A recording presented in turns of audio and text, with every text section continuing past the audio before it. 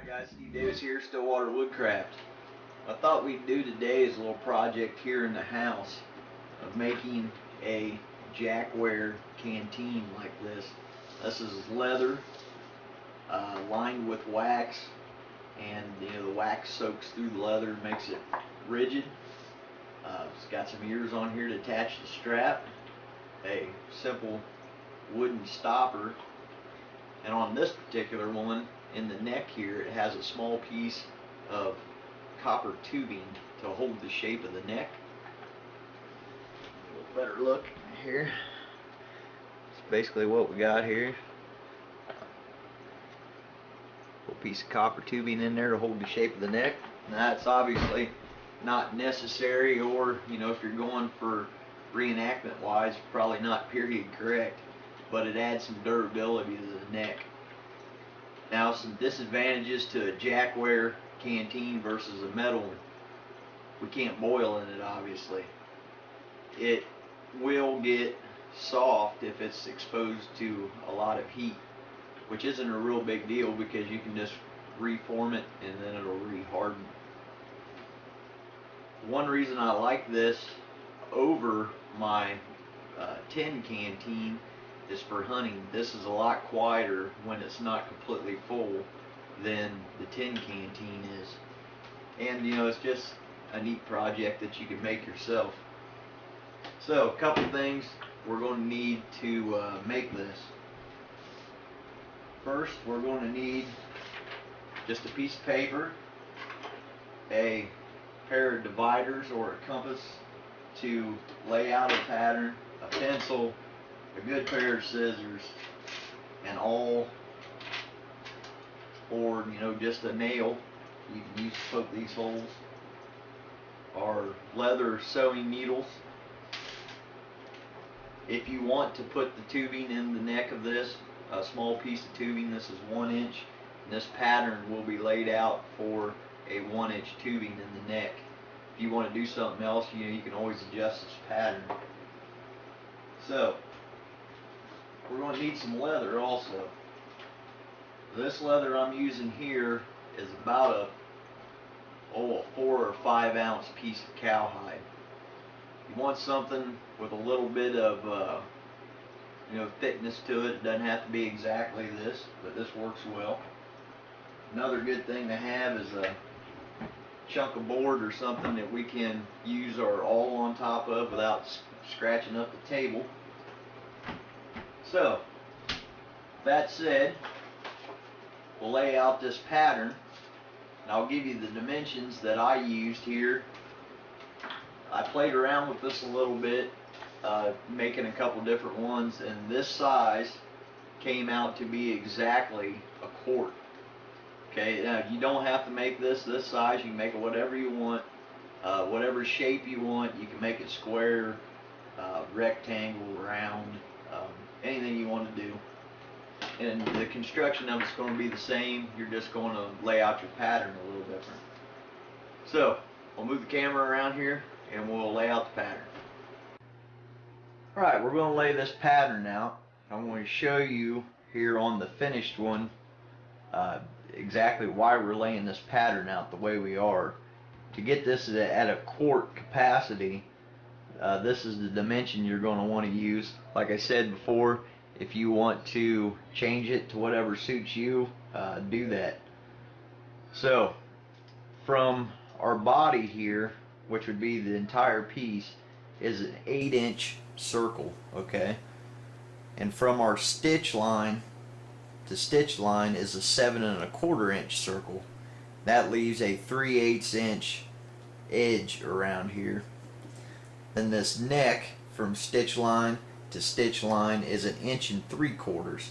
That's going to allow our piece of 1 inch tubing to fit in here tightly. Then these ears for attaching the straps can be whatever you want them to be. You can make them just a little ear on here, or make them like this, whatever suits you. So here is my pattern. Might be kind of hard to see my pencil lines on here, but I have laid out for the stitch lines around here. So to lay this out, we're going to take a piece of paper and fold it in half to get a center line. And we're going to start by making our 8-inch circle for the entire body. So what we're going to do is take our dividers and set them at 4 inches, okay, for the radius. We're going to set our point on this center line here. We're going to come up a little bit. So we got this, and just draw that circle in here.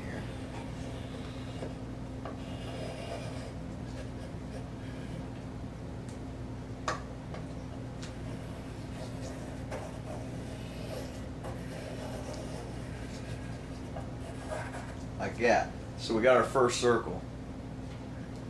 I want to make that spot where we set our dividers kind of pronounced so we can go back to it here.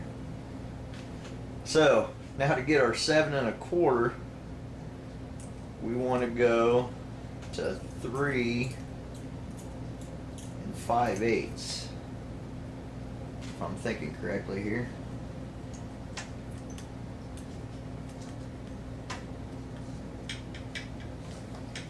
So I'm going to reset my divider to 3 5/8. We'll go back to that same spot. I'm just going to lay this circle in. I want to lay this one in lightly. This isn't going to be a solid circle. Okay, so we have 2 circles here. One with a 4-inch radius and one with a 3 5/8 inch radius, which gives us an 8-inch and a 7 1/4 inch circle. So the next thing we're going to want to do is lay out for our neck here, okay? So looking at this center line, we got 1 3/4 inches there. So if we got 1 3/4, we can divide that in half and it'd be 7/8, right? Yeah, that sounds good. 7/8. We're going to set 7/8 on our center line and mark 0 and 1 3/4 right there. Okay, now we're going to come up here, reset that 0, 1 3/4. So we have our marks. Then we'll just connect those lines. Now this is where you make the decision of how long you want this neck to be. Okay, so our circle originally would be across here. Okay, how long we want this neck, you know, that's personal choice. I drew it that long, so I'm just going to kind of make it that long. So we have the neck lined up here. Okay, I want to make kind of a transition here and round that out. So I actually go down here. This 1 3/4 wide is our stitching line and not our outline. So if we have 3/8 here and we want to carry that through, we can just add 3/8 to the side of it, like that.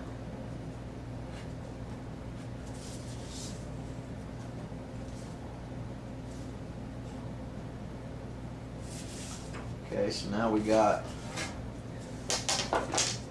our stitch line, or body line.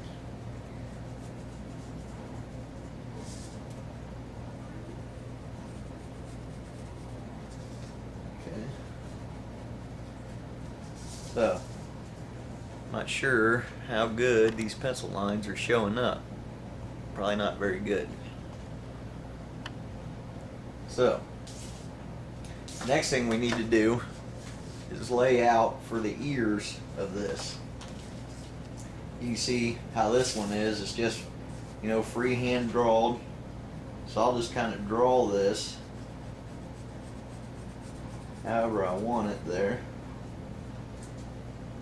I'm going to erase this body line in here. Okay.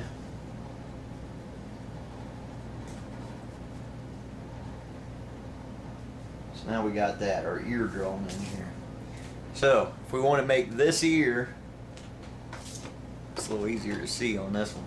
If we want to make this ear the same on both sides, instead of trying to draw this exactly the same, what we can do is just take and cut out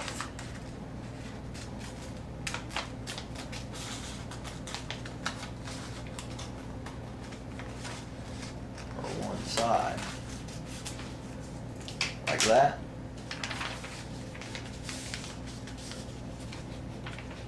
Fold it back in half down our center line.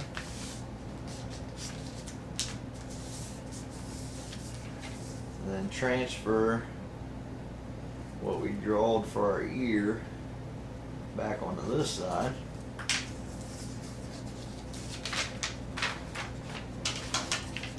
We can cut that side out too.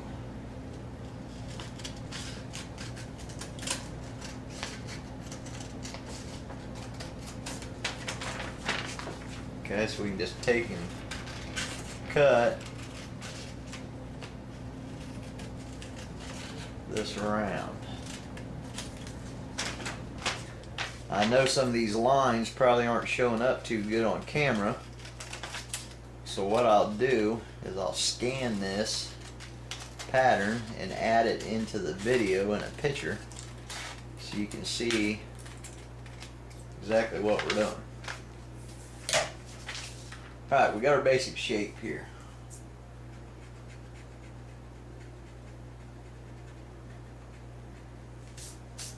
Okay, so we have our outline of the piece we need to cut, and then in 3/8 here we have our stitch line.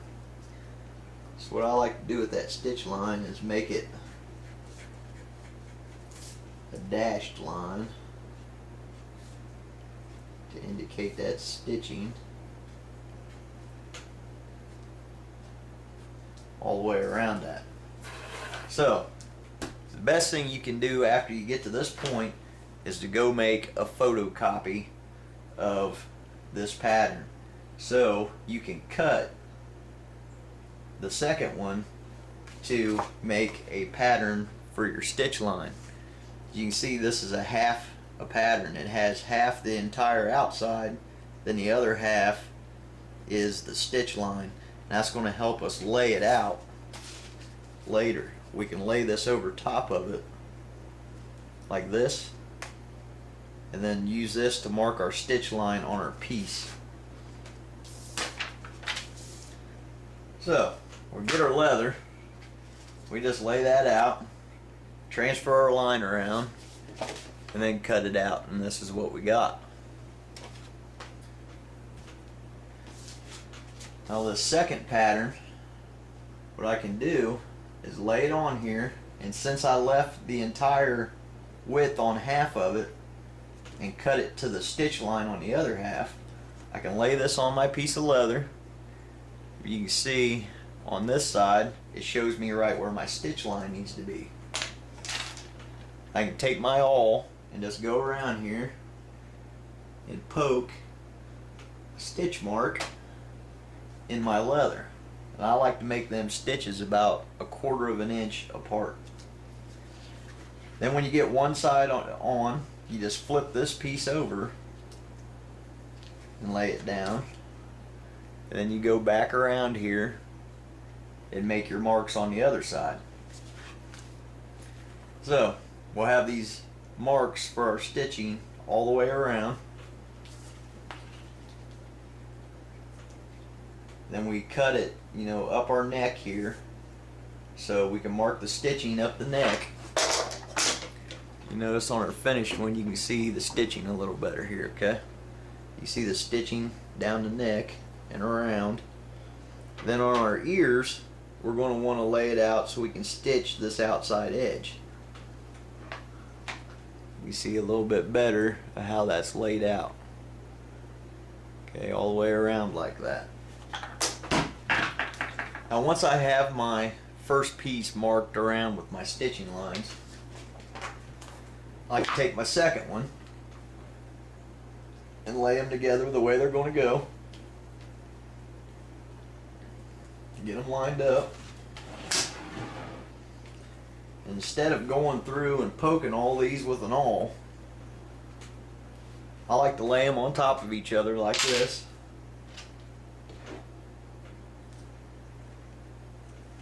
Get it lined up. And just pick one of them stitching holes. Drive a nail through it, okay, on one side. Now come down here to the other side. Take another nail, set it in your stitching hole, and drive it through. So now this is held together, so when we go around and poke all these stitching holes, this thing isn't going to move around and make our holes off. So you can just take your awl or a third nail and just start going around here and poking all these holes out. Okay. Make sure you poke a good hole, because doing a lot of sewing here, you're not going to want to be making your holes.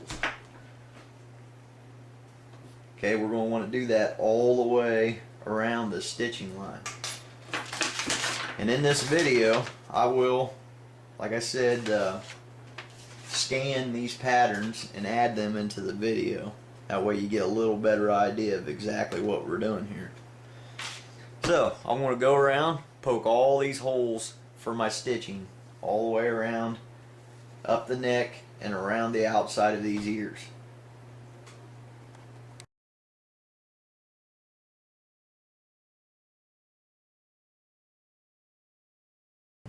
Alright guys, I got all our holes poked here, all around the body and then the outside of this ear where we're going to attach our strap in here. I can show you a little better picture of the pattern here, how I laid it out. Okay, you can see where I have the outside and our stitch lines marked. They're like this. And then the second one I made, you see it's cut down where one side here has the outer, then the other side has the stitch line. We just lay that down where we line up this side with the outer here, line it up, and then you can go around here and mark your stitch line. And when you get half of it laid out, you just flip it over, reline it up. Oh, my little nail's in the way there. Reline it up, and you can see here stitch line falls right around. And again, I'll add these patterns into the video, and I may also put that on my Facebook page, so you can just print a copy of it off if you want this pattern.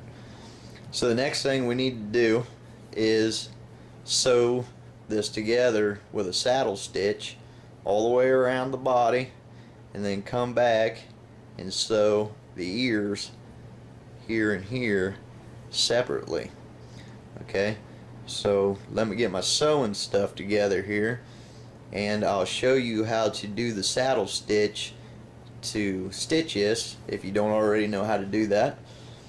And if you would want to do any kind of tooling on this, now's the time. Okay, you can take, whatever side you want apart, do your tooling pattern on here, whatever you want to do before you sew it together. I am not going to do anything like that. One thing to think about, okay, this leather's this light kind of a tannish brown color. Once it's waxed, it's going to be this dark. Okay, this is the same piece of leather, so there's really no reason to dye it unless you just feel like dyeing it, I guess. Alright, so let's get some sewing stuff together and we'll start sticking this thing together. Well, it's time to start sewing this together, and there's a couple things we can do to make us a little easier on ourselves. Or how we set these two nails when we poked all our holes out with an awl to keep all our holes lined up. Okay, what we can do is take a small piece of thread, just pick a couple holes all the way around this thing, about 4 spots or something maybe. Just take a thread through it. Just tie that. Doesn't take much, just an overhand knot. If you do it here at the top where your ears are, you won't have to cut these out of your way when we're sewing this together.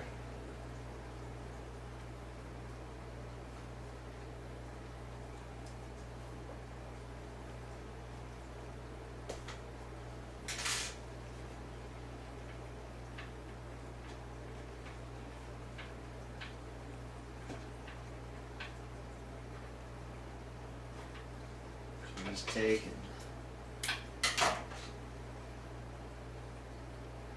sew this in a couple spots.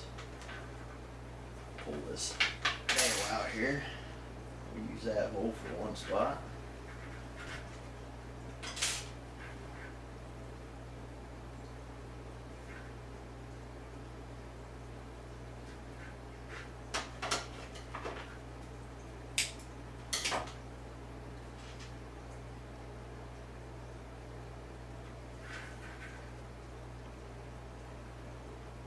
Really helps index these holes.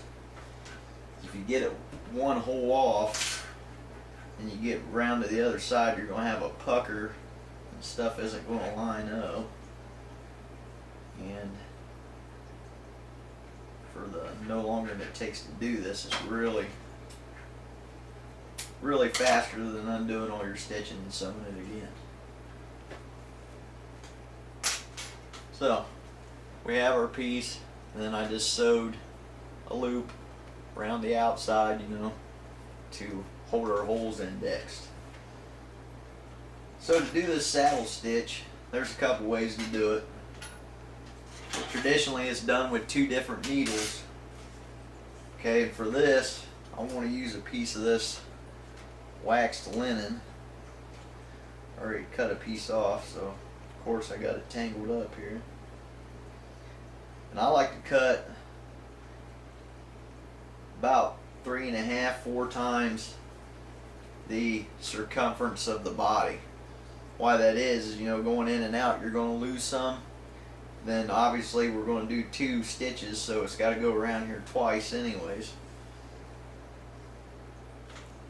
What you do is you put a needle on one end. We'll come up here to the neck and start our first stitch.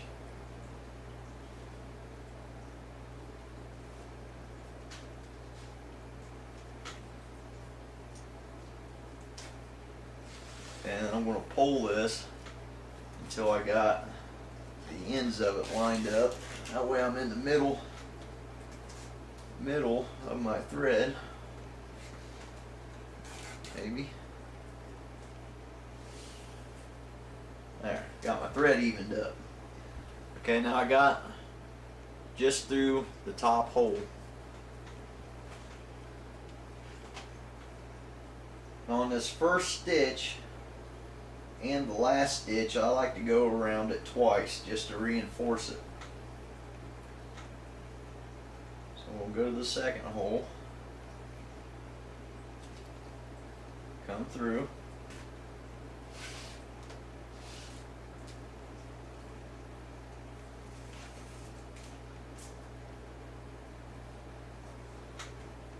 So I have a stitch in there.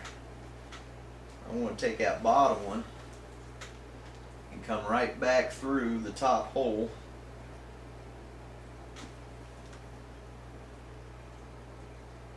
Where we made our first stitch. You might not have to do this, but that's how I start and stop all my leather sewing just for reinforcement. Okay, so we're around there, around that first set twice. Then from there out, we'll go just in and out in kind of a running stitch almost, but I'm going to do it from both sides.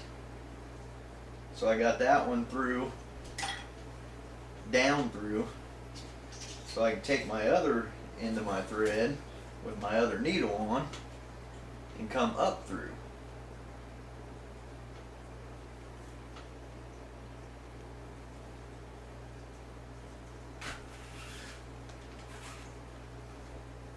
Pull it tight. I go through my next hole.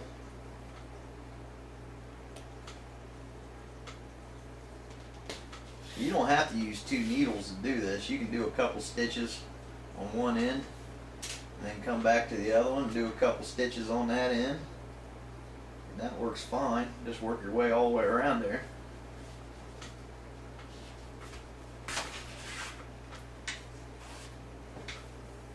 Pull it tight. Take out one, go through the next hole.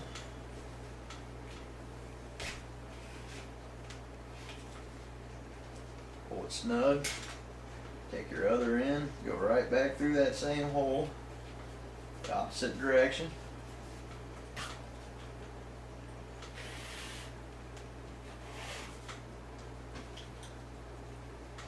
Just like that. So we got a thread coming out each side on all these stitches. What we're going to do is go around and sew this line around the body all the way around, and then double loop it on this end and tie it off, and then come back and sew this line on these ears. You can see this one how it's stitched all the way around, and then these ears. So I'm going to stitch this up. What I'm going to do is get me something cold to drink. I'm going to sit down in my chair, watch some TV, do some sewing. I get tired of sewing, I'll put it aside for a while, come back to it. This is no race or anything. We want to do it good the first time. While you're sewing this, if your edges around here don't meet up perfectly, that's fine. After we sew this, we're going to even these all up so it'll match. The edges will be even. So don't worry about that now. If it's looking a little off around the edge, it's no big deal at all. Okay? So I'm going to get sewing. We'll see how long this takes me. Probably an hour or something. And we'll get back around to the next step. Alright guys, I got this sewn all the way around the body. And then I came back and sewn across the end of the ears. Then I laid out my hole for my strap attachment and cut this out with a razor knife. Now on this one, you can see these holes are round. I just punched them out with my 5/8 hole punch that I cut leather wads for my smooth bore fouling piece with. So it's really, up to you however you want the strap attachment to look. I just did a simple slot in there. I think make the strap out of a piece of finger woven hemp to make the shoulder strap. So if you chose to go with the neck being a piece of copper tubing, now's a good time to make sure you can start that in there. It should be pretty hard to get started. Okay, and that's a good thing. That means it's going to be real tight. We don't want to put that in there quite yet. The next step is going to be to soak this in some water to get the leather real nice and soft. That way we can stuff it with sand to get our shape here. So we'll get soaking wet, and then we're going to stuff it with silica sand, dry silica sand. Then we'll get our neck in there and we'll let it dry, clean the sand out. So we'll get this in a bowl of water, get it nice and wet, and then we'll get the sand going. Alright, we got this soaking wet, and I wrestled our copper pipe into the neck of this thing. That should be really hard to get in there, but with a little working with this wet leather you can get it. Or you can just skip that stage if you don't want it in there. What we need to do now is get this thing its shape. I just have some dry silica sand here, so I'm going to just start filling this up.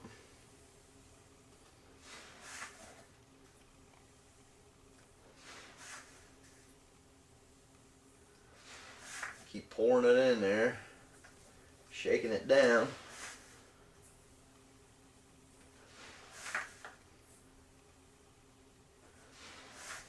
I get it full as I can get it here.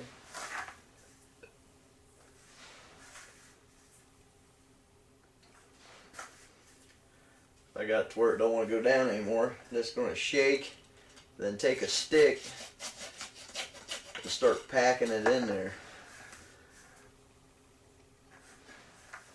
We can get a lot of sand in here if we just keep packing it and shaking it, working it down in there.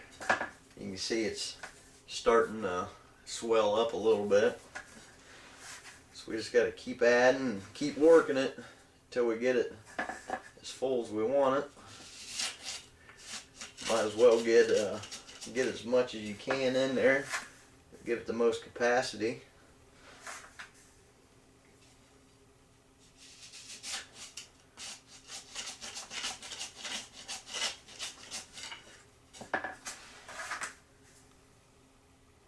See, we're starting to take shape. You want to get that sand packed in there as good as you can. Get it worked down to the bottom, all around the sides. You see, we're starting to take a shape. So I'm going to keep filling and packing and get as much in there as I can. And I'll work on that for a minute.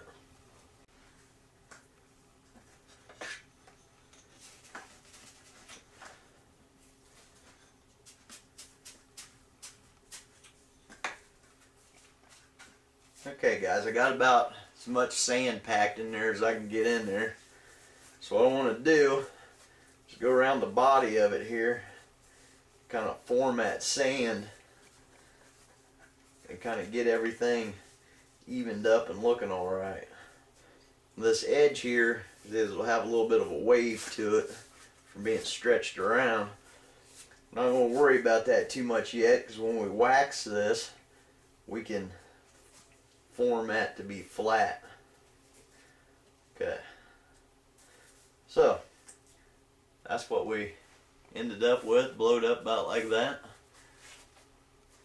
Now this leather's wet, so the next step after forming this is going to be to wax it, to start waxing it. And we're going to be using really hot melted wax. So we want this leather completely dry. We don't want to be adding any hot wax to this. This leather's got water in it. So what we need to do now is just take this in the house. I'm going to set this by the wood stove. You can set it in your furnace room, wherever's a nice warm spot that's not hot but warm, you know, get this dried out. I'm going to leave this sit overnight and let it dry out real good, and then we'll wax the outside and line the inside after it's completely dry. Alright, we're back. It's the next day. Our canteen that we just finished stuffing with sand to get our shape is completely dry. So now we're going to move on to the final step, which is waxing this. So there's a few things we're going to need. One, your kitchen stove and the oven, a cotton towel, something to melt some wax in and some wax. Okay, I'm using paraffin wax. This is real cheap. You can buy it at any of the big box stores where your canning goods are sold. You can also use beeswax, but the reason I use paraffin wax is because it has a higher melting temperature than beeswax. One of these canteens done in beeswax, if you like leave it sit in your truck or something for a while in the summer, it can turn really soft faster than it will with paraffin wax. But either will work, that's up to you. So, what we need to do is preheat our oven to the lowest temperature that it will go at. I'm going to take my towel here, fold it up. I'm going to put that right on the oven rack. It won't burn up because this oven's only 170 degrees. Then I'm going to take my canteen, and I did plug the neck of this with just a piece of cloth wadded up and shoved in there so we don't lose our sand. Now I'm going to set that in the oven and get it heated up. What that's going to do is help the wax soak into the leather, so we're not putting hot wax on a cold leather and then it turns hard before it soaks in. Now to melt this wax, I like to start out on a lower temperature. Then I put an aluminum pie plate down on the burner. What I melt wax in is this tin bucket I made. This was one of my first attempts at tin smithing. It didn't come out very good, but it works real good for melting wax. Something like a soup can or something like that you don't mind ruining will work great. Then you're going to need something to set your canteen in while you brush this hot wax on it to keep from making a mess all over the place. Okay, this is just a plastic tub that I think some kind of meat came in from the store, but it works real good for this. And an old paintbrush. This is what we're going to put the wax on with. So, while our canteen's heating up in the oven, when we get this wax melted, then when that gets melted down, we'll start waxing the canteen. Alright, we got our wax melted down here. You want to melt it to the point where it's, get it hot enough it's just maybe starting to smoke a little bit. Maybe not quite that hot. We don't want to get it so hot that it catches on fire on us. So, I want to get our canteen out of the oven here. It's warmed up. I'm just going to lay that down in my tray. Then I'm just going to take my paintbrush here. Get my brush loosened up. I've used this brush for wax a couple times and my bristles are waxed. There we go. I'm just going to brush this on. Put a coating on there. We don't want to build it up real heavy. We're going to do this multiple times. We just want to put enough on to give it a coat. Like that. You'll see it'll start sinking in. We can put it on until it starts to look wet. This first couple coats is going to sink in really fast. So, put it on until it looks wet like that. And what we're going to do is put it back in the oven. Let that wax sink into there. We'll just give that a couple minutes, then we'll bring it back out and do the other side. Okay, brought this out of the oven. You can see it started to sink in that side. So I'm going to flip it over. Brush coat on this side. I want to work that down with this brush in our stitch lines. Pretty good. I want to make sure all them holes where we sewed are filled up with wax. I'm going to brush it on this side until it quits sinking in immediately.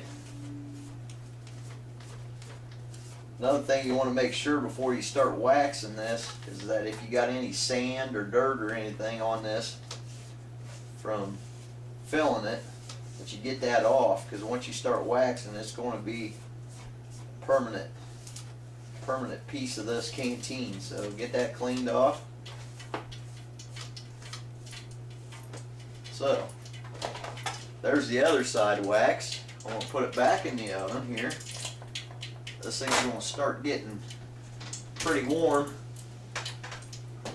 from the melted wax and putting it in the oven. I'm just going to do that, you know, maybe 3 or 4 coats until this canteen stops absorbing the wax. Then I'm going to put it back in the oven, you know, and let it sink into the leather real good. What this is going to do is make that leather stiff. It's going to be, you know, permeated with wax. It's going to make a shell, and then we can get the sand out of it and line the inside.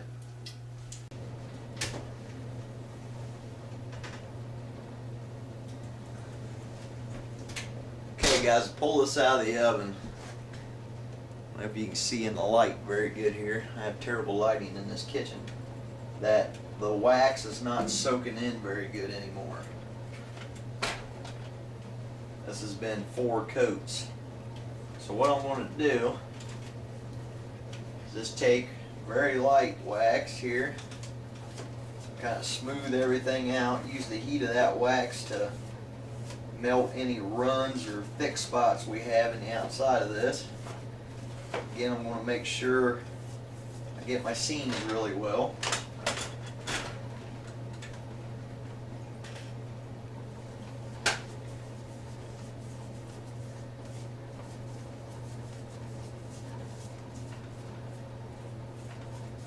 Brush this on. Then this last coat. So, there. What we can do as this starts to stiffen up is any spot around here that might have a pucker in the edge of our seam, we can take and kind of mold that with our fingers to get that the shape we want.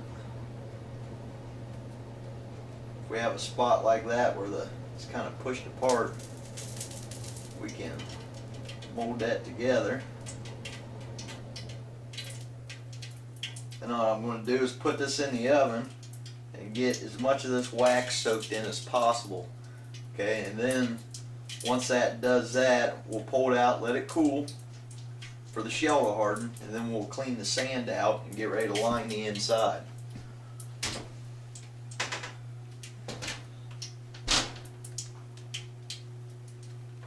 This might be a good time also, while we're waiting on this, to set our wax back off the burner a little bit here.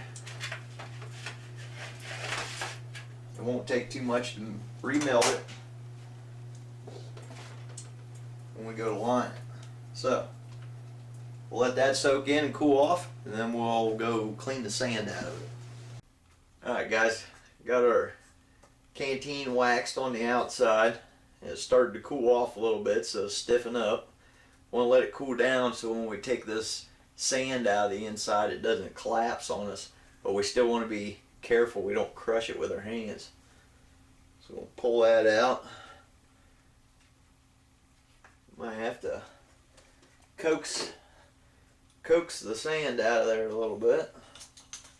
We packed that in there pretty tight.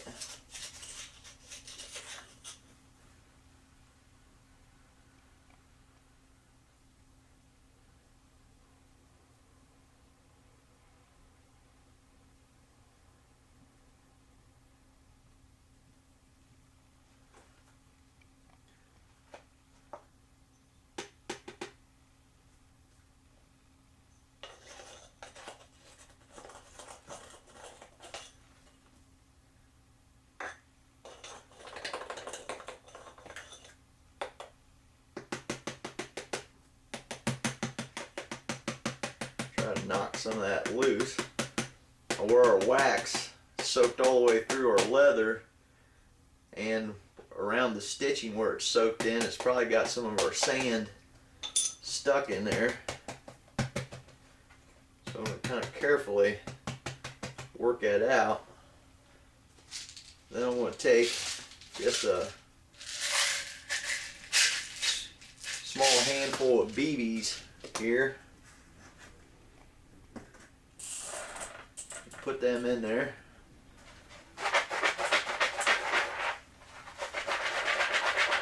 Shake them around, especially around the outside of our seam. Then we'll work a lot of sand loose.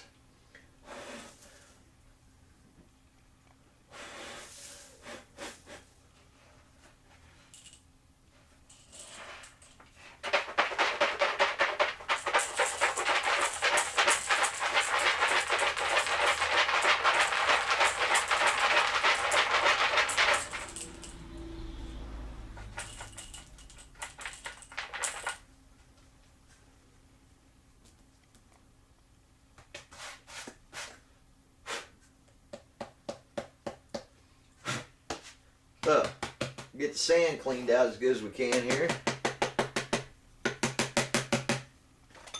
And we'll be ready to wax the inside. Alright, we're back in here. We have our canteen cleaned out, sand cleaned out of it best we can. Okay. Melted our wax again. Something you're going to need for putting this wax in here. One, I like to wear a pair of gloves. Just dumping hot wax down your hand is not a real good idea. And two, something to get this wax down the neck of this canteen. I got a plastic funnel here just for this purpose. You can make one out of some tin foil or something to do this if you don't want to get wax in a funnel. So all we're going to do, take our canteen, stand it up right here, put our funnel in there, dump some hot wax in it, pull the funnel out, want to roll it around that seam first, then all around. Want to do this over our drip pan in case we get it on. You don't want to do that too long. You want to dump it back in your wax pan. Okay?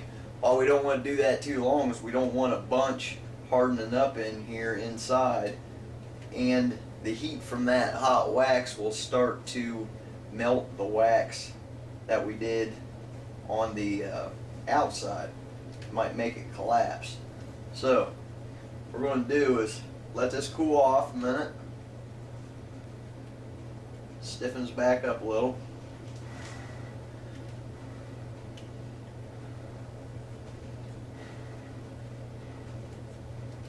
Okay. Just going to do it again.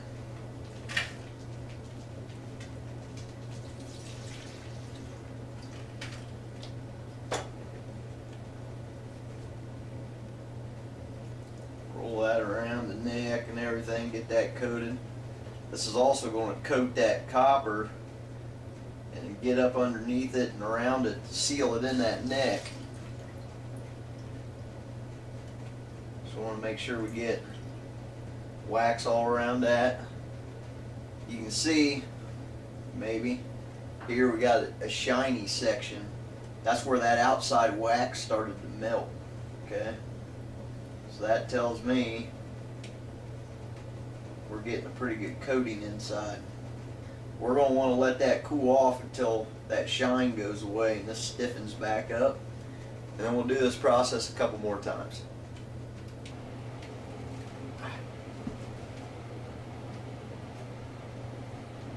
Alright guys, I did 4 coats on this, rolling it around. What I like to do is just take my light and have a look and see what kind of a coating we got in there. This, I can still see, you know, a little bit of roughness from the grain of the leather. So I think I'm going to put another coat or two in there. It's probably watertight now, but I just want to be sure. Ah, I just dribbled wax on that pie plate there and got smoke rolling everywhere.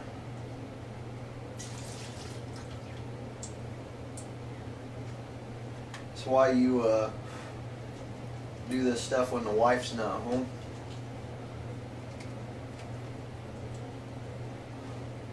So, one more quick one. Ah, daggone it. Did it again. So, make sure to get all the seams. I can feel it starting to get soft a little bit there. Getting it warm. I'm going to call that good.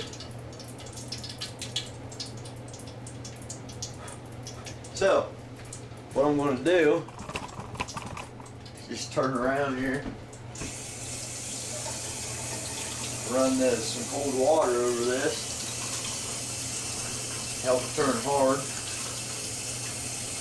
cool it down so that wax isn't running all around in there, and I don't have a chance of it collapsing on me. I don't want to lose any volume.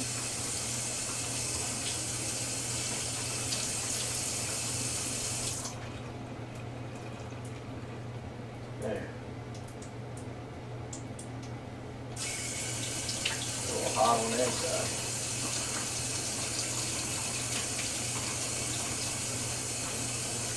You see how the water runs off? That should do the same thing on the inside.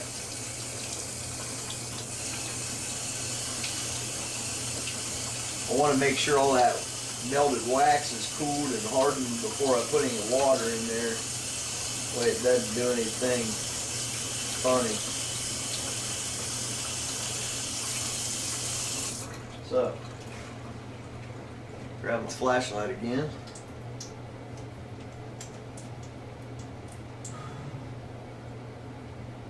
little bit of smoke going on.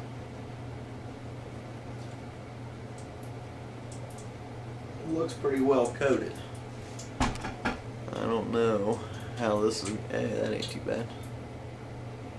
There you kind of see down in there. But anyways, it's got a good coat on it. You hear it's pretty hard already. So, all I'm going to do is let this sit down and cool for a while. Alright guys, we got the canteen basically done. So, it's a moment of truth. I filled up with water.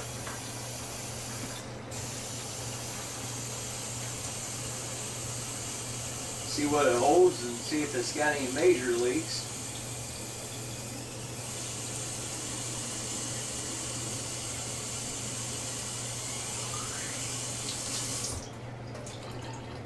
Alright.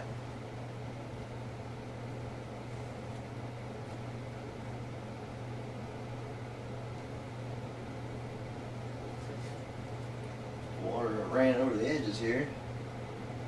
Doesn't seem to be streaming water anywhere. Guess we'll see what it holds. So this is a 2-cup measuring cup.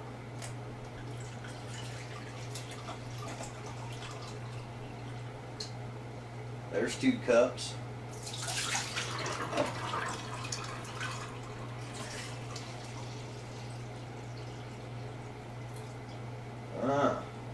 Just a hair more than 2 cups. So it holds quart. That's pretty standard size for a canteen. We made it ourselves.